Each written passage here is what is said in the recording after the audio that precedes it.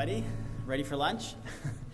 So big data is a big deal. Everybody's talking about it. We didn't talk about it a lot today, which was surprising to me, but I'll focus on big voice of the customer data, specifically on the voice of the customer, which we talked a lot about. We talked a lot about social media, and which is a great source, publicly available, and I think that's where there's so much gravitational towards. But when you think of organizations, there's a lot of other sources that deal with voice of the customer. There's internal, external data, there's structured and unstructured data. All of it needs to be combined. We talked about weighting, which is so critical. You may, if you're looking at one source, you may get the wrong information. And if you're going to weight this data, actually for most products, services, and for most companies, the vast majority of voice of the customer content is actually in their internal data, in their phone calls, in their emails, in the communications they're having with their customers, which are very rich. And I'm comparing content. For example, a 5-minute phone call is 1,000 words.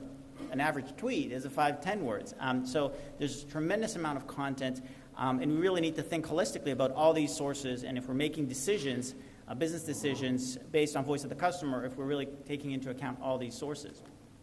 And for some organizations, like again, over 90% of that would be the internal data.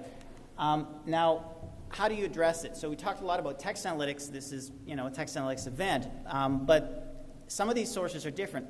Voice is quite different than text. People speak differently. It has typically no punctuation. There's two people talking. There's a lot of repetition.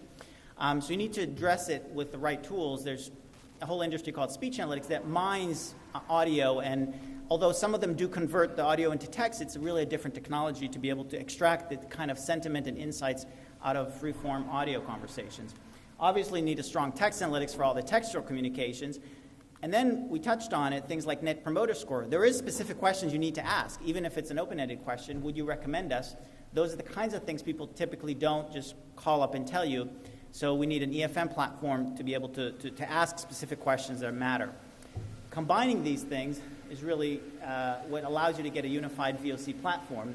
Now, generally, when we talk about big data, and specifically on voice of the customer data, part of the challenge is many organizations work in silos. Just like in this conference, we're focusing on sort of subsets of this.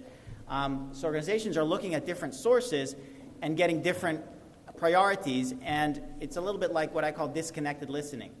Different sources of data mined by different departments with different solutions, and then different departments are getting different versions of the truth. So it's very hard to prioritize what is really the most important thing. If you're relying on Twitter, that may not represent all of your customer base. And by the time you realize what's going on, it may be too late in public.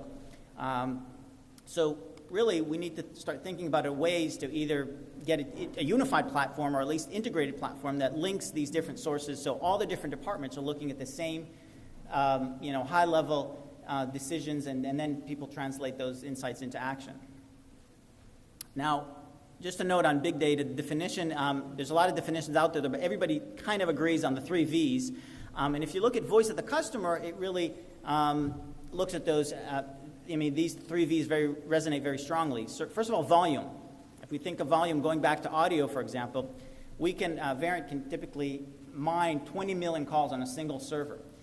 And if you think that's a lot, think of the actual words and phrases. That's about 20 billion words and phrases. And if each one of those you could consider as a variable, that's a lot. And that's all in memory with seconds response time. So that's big. And it's bigger usually than most of Twitter data, especially if you're looking at a specific product or specific feature within a product. Then we look at variety. Voice of the customer, again, there's a lot of different sources. We got to look at all of them. The audio, the text, the email, the chat, different social, public news. And then there's a lot of structured data that's also very important. Bringing in CRM data, CTI data from the enterprise that allows you to slice and dice the data is also critical. So bringing all these different variety of data sources and being able to handle them together is critical. And the third piece is the velocity.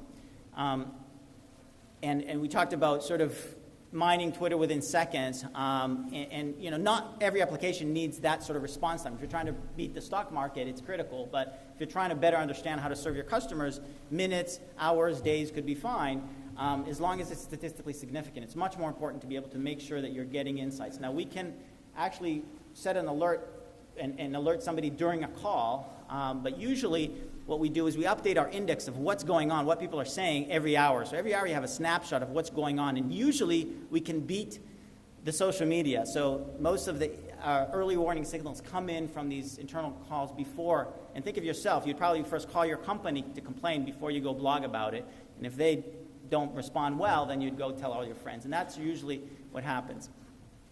Now finally, most people agree that generating insight is important, but the biggest challenge is making sure you act on these insights. Most executives say that's their biggest challenge, and part of that is because it's a long, tedious process to take the insights, convince people, make changes, and then take action. The way to handle that is to, at least for some things, weave the insights directly into the workforce optimization platform or what people do on an everyday basis. So automate those insights into actions that they have to basically take because it's part of their workflow. And that's really what Verint does, generating those insights and translating to the actions. And this is just one example of one of our customers, Rogers Communications, that mine, they have 9,000 agents, they mine all those calls, and they managed to generate insights that saved them $180 million in the first year of deployment while increasing customer sat by 30%. Thank you very much. Happy to chat more.